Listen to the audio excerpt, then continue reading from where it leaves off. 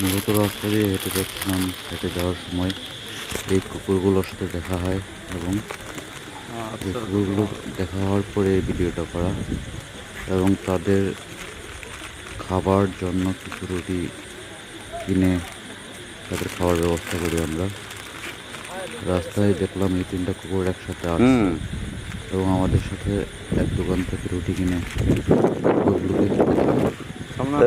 খাবার দিয়ে অবশ্যই ভালোই লাগছে, এটা খুবই ভালো লাগছে। কুকুরগুলোকে রুটি খাওয়াতে পারলাম রাস্তার প্রান্তে।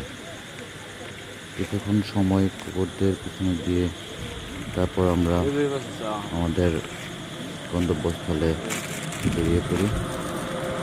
মনে হয় যে কাজটা আমরা করেছি এটা ভালো কাজের মধ্যে পড়ে।